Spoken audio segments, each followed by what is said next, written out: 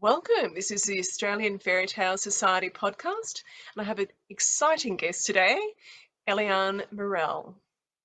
Hello. Hello.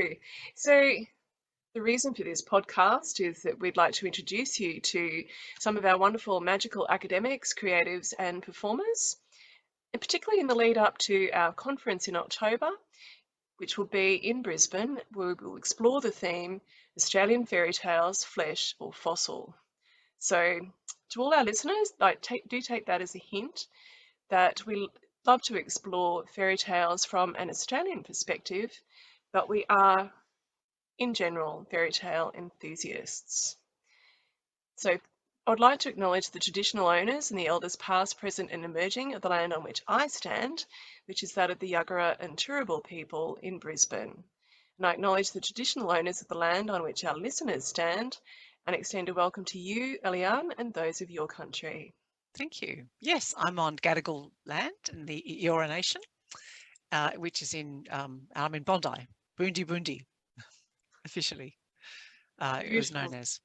beautiful country. Mm. So, Eliane is a writer, actor, singer, and producer who studied voice at the Canberra School of Music, has an honours degree in theatre studies from the University of New South Wales, and a diploma in playwriting from NIDA. And in 2018, she wrote and today continues to perform her award-winning show Disenchanted, a cabaret of twisted fairy tales. So, Eliane, perhaps if you could tell us a little bit, please, about your love of performance. Oh my goodness. Well, I've always loved singing. So I loved singing. I remember very, very distinctly that was my favourite thing at a childcare. Just to be singing. As soon as we had a singing session, I was into it and loved every moment of it. And then when we got to primary school, I remember that we had this thing called a concert, and we we had to get up and perform. I was 6 years old, and not only perform but be a character. And I think I was a mouse, and I loved it. From the moment I got on the stage, it was just the best thing ever. I thought, oh wow, this is great. It's just awesome. I mean, some people really, I think, because people say, oh my God, how do you do it? It's just the most awful, horrible thing to be in front of an audience.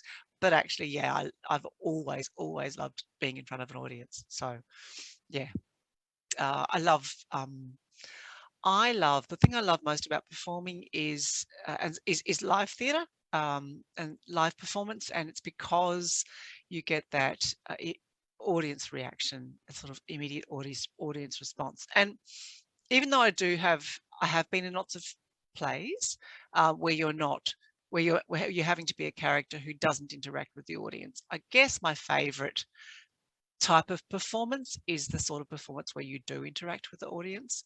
Um, I love the relationship that you have with audience. Hmm. Yeah, yeah. So a little like the oral storytelling, like removing the fourth wall. Yeah, yeah, it is a lot like, I mean, really, yeah, maybe that's why I was drawn to the Fairy Tale Society, and because I really enjoy the storytelling aspect of performance, um, engaging with an audience um, and hearing them laugh, just, hearing them pick up on um, the things that you're trying to say. Um, and yeah, it's interesting.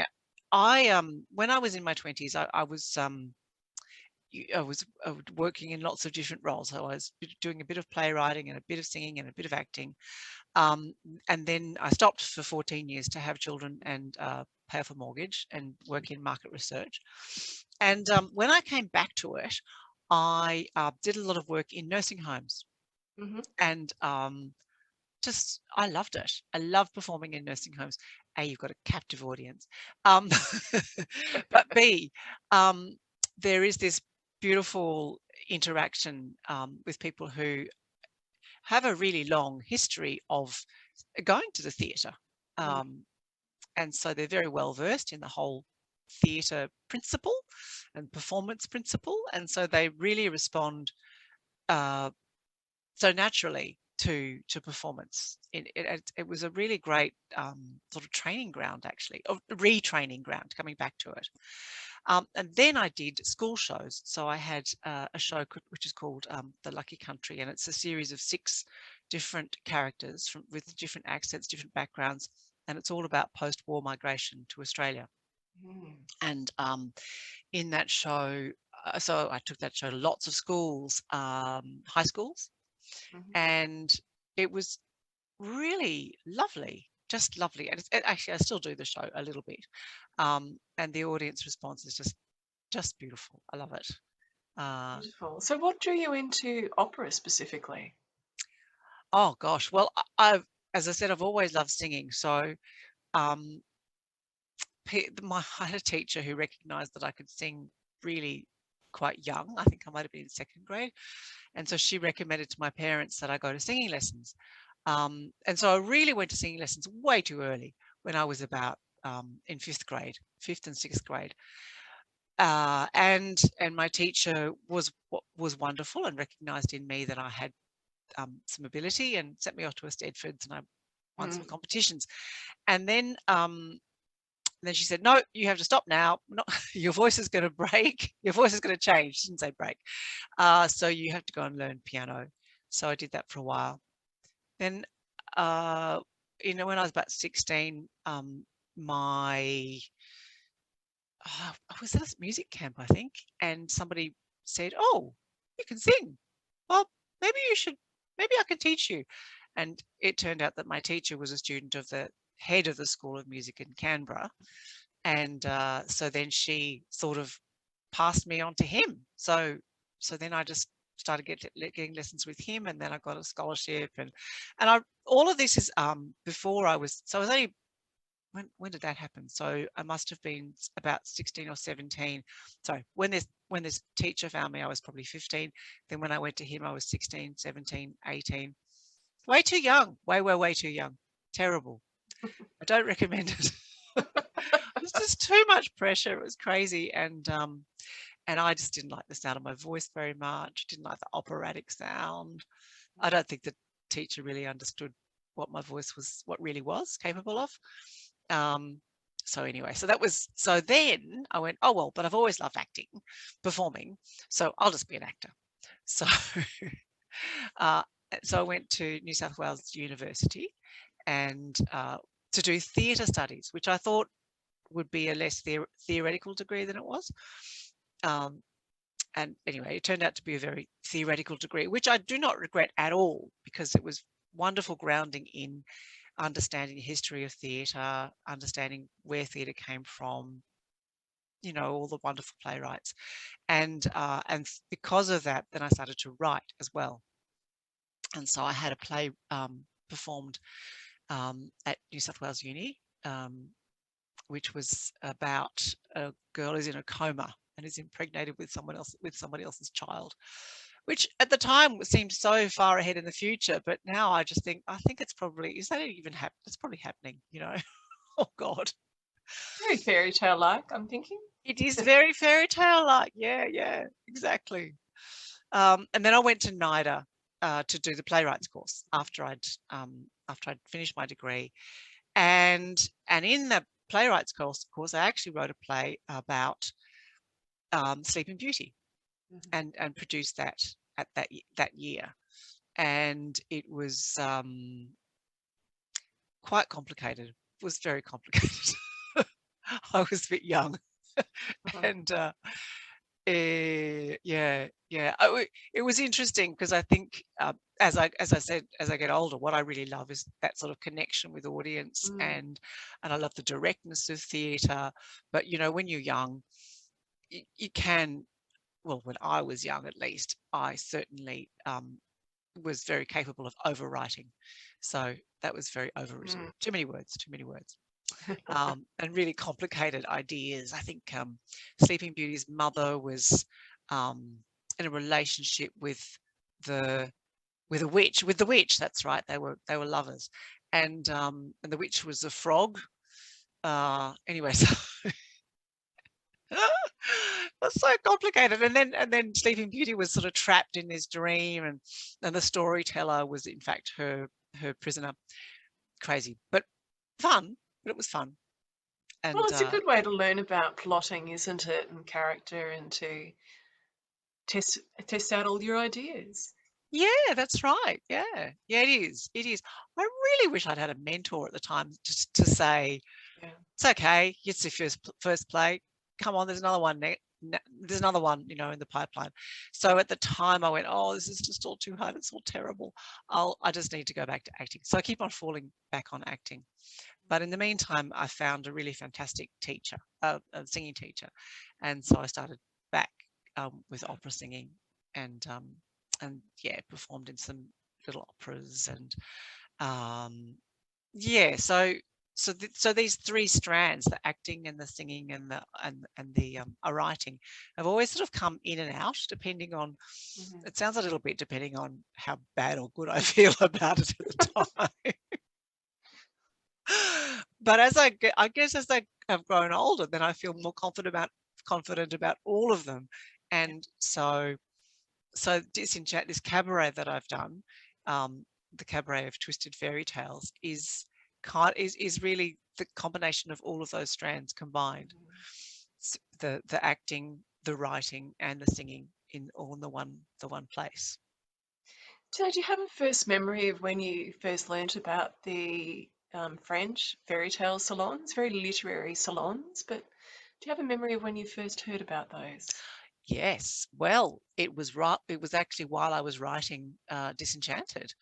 So that was 3 years ago, almost 4 years ago.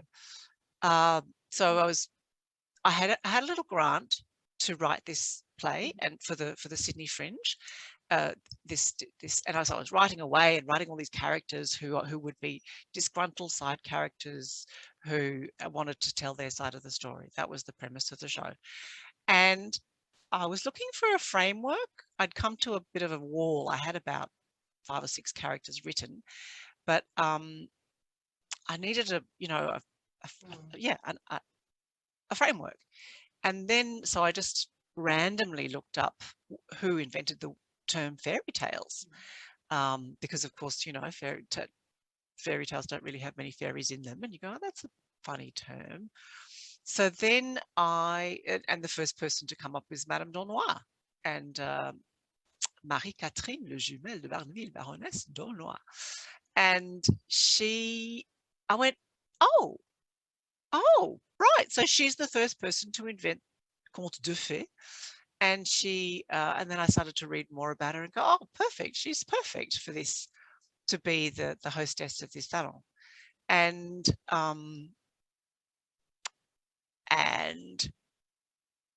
but at the time, I was using her as a bit of a device. So I didn't want to explore too much. And also I thought for audiences, maybe it would be a bit complex to be introduced to this, relatively obscure character when everyone knows fairy tales so well. So I wanted it to be a very accessible sort of show. So I didn't dwell too much on her life in the show. And in fact, people said, oh, is she, at the end of the show, went, oh, is she real? Oh, actually she is.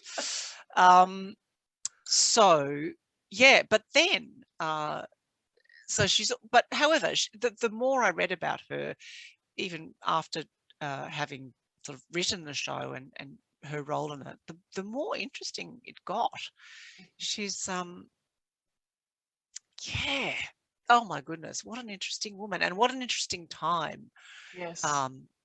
Surrounded by all these interesting women who have these. So the salonière of Paris in the 1600s, I guess from the 1620s to sort of the early 1700s, especially the women, without, okay, I mean, I haven't looked at every single one of them, but of the ones that I've looked at so far, and this isn't all from me, this is from me and other people as well. Oh my goodness, they have such incredible lives. They do. So just, you can't even imagine. With Madame d'Aulnoy, she's married at the age of 13 and a half. to this baron, who is a sort of a fake baron because he's bought his title. But she's forced into the marriage by her mother, who's a bit of a, I think her mother is very upwardly mobile, because her mother, when her father dies, when Madame d'Aulnoy's father dies, he's just a commoner. And so her mother marries upwards to another baron, and then subsequently marries her own daughter off to a baron. Anyway, so Madame d'Aulnoy is in this marriage for until she's 19. And in that time, she has 4 children, 4 babies. The first one, when she's just 14 years old. It's just insane. And 2 of her little babies die. And the baron is a gambler, and clearly not a very nice person, because he's had no regard for his 14-year-old wife. Oh, and at that time he is 46, I think. Yeah, so he's more than 3 times her age. Yeah. Anyway, and so she clearly doesn't like him. Takes a great dislike to him, as does her mother, and they chuck him out. Well, they both have lovers, and they plot with the lovers to have him sent to prison for trying to avoid his taxes. Yeah. So it's just a hotbed of intrigue, as we were saying before. Yes. Absolutely, it is. It is completely. And the interesting thing is, with all of the salonières, what they seem to have in common is being sent to a nunnery at some point in their life. That's true. As a punishment for transgressions. In her case, mauvaise conduite. Later on in life, she's sent to a nunnery for bad conduct, bad behaviour. And the king sends her there, but her husband's paying for it. So you're going, oh, okay, there's something going on here, that he's deliberately trying to keep her out of the picture. But the funny thing is, I mean, I just think it's wonderful that the patriarchy thinks that sending women to a place where there's only women, and where they're solitary and can write and don't have to cook is torture. Well, I mean, it's a thin parallel, isn't it, with Charlotte Rose? Yeah. Of course. And Yeah. so, and then of course you have my pronunciation is not good at all. Henriette, Julie de Marat. Yeah. Oh, yeah, Yeah. Julie. Yep. And so you've got these 3 women, not to give too much away, Eliane, because we want to tantalise people to come to the conference. But you, with 2 collaborators, with Joe and Alyssa, you're looking into 3 of these salonières. Yes, we are. And they are, yeah. Not without wanting to give too much away, they're all salonières, and they all are struggling in their own ways with I think with with royalty and aristocracy and the patriarchy, but the ways that they deal with that are very different, and they have very different characters. It's quite interesting. At the very beginning, Joe had an idea about the way that they were, just from sort of skimming over. She said, oh, so and so's like this, so and so's like this, and so and so's like this. And in the reading that we've done, and the depth, as we go deeper and deeper into these characters, the more we realize actually they're a little bit different than we thought. Yeah, there's a real subversion to them, which makes Cabaret, I'm sure, quite perfect. Yeah, that's right. Yeah. So yeah.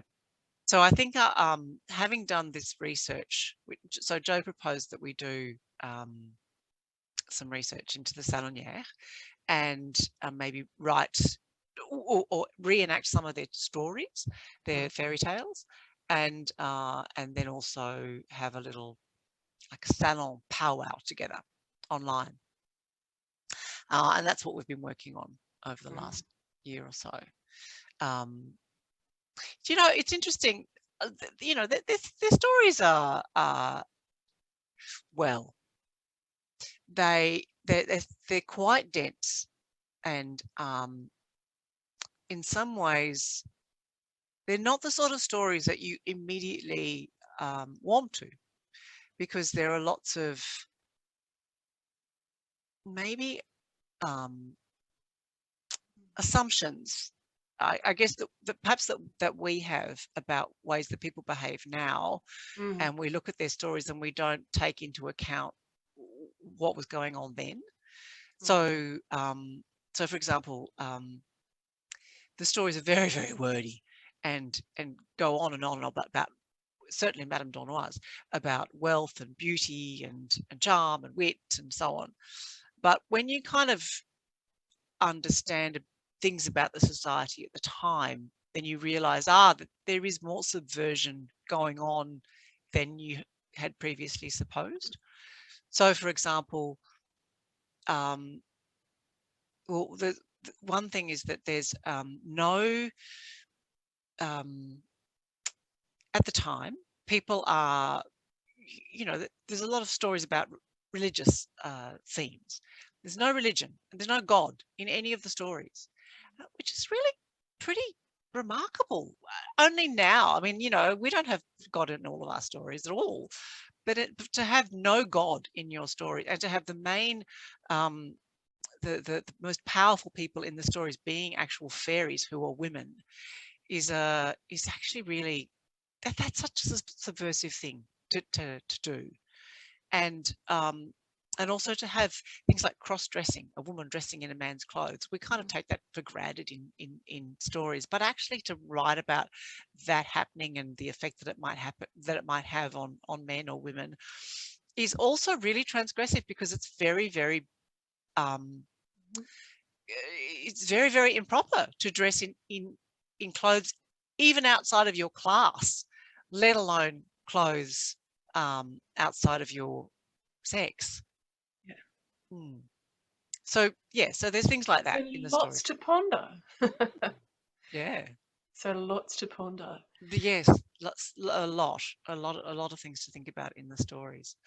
So in our retelling of the stories, I certainly have tried to actually bring them, to make them more subversive, so that modern day audiences will pick up on the subversion. Right. So Yes. to be clear for the listeners, we'll just disentangle these. So you've got Disenchanted, a cabaret of twisted fairy tales, which is your own performance. Yes. But what you're working on with Alyssa and Joe is a series of webisodes, which will be revealed, unveiled at a time to come. And those of you who come to our conference in October will definitely learn more. So that's Yes. exciting. Yes, thanks for clarifying that. Yeah, exactly. So, Yeah. so what I would like to ask you, Eliane, because is any sort of like first thoughts on Australian fairy tales, flesh or fossil as a theme? What sort of sparks for you when you hear that? Ooh. Well, what I think is fascinating about fairy tales is that they, unlike religious stories, can be changed for the times, so they can be manipulated to whatever ends we need them to be manipulated to. And that's what's so exciting about the genre. And I think it's why the Australian Fairy Tale Society is so interesting, because everybody who I've met is always has some interesting take, and yes, some interpretation, some take, some personal approach to fairy tales that's different from anybody else, and yet that's all completely wonderful and relevant. So I think they are flesh. At the same time, it is quite wonderful and interesting to go back and back and back and back and see the different iterations of fairy tales. And I think in that process, we realise that they are well, maybe they're not fossil because they're kind of ongoing. The change is ongoing. The change is never ending. The more you go back, the more iterations you'll find. Like people might say, and this is something we discovered at the Fairy Tale Conference last year, that Red Riding Hood, it was once this. Okay, so Charles Perrault's story, Red Riding Hood is eaten by the wolf, and so is the grandma. That's it. And then in another, and then later on, the wolf eats who does he eat? He eats grandma. That's right, he eats grandma.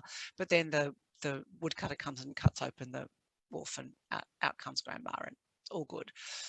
But then back in previous versions that were even older, the Red Riding Hood went to the toilet.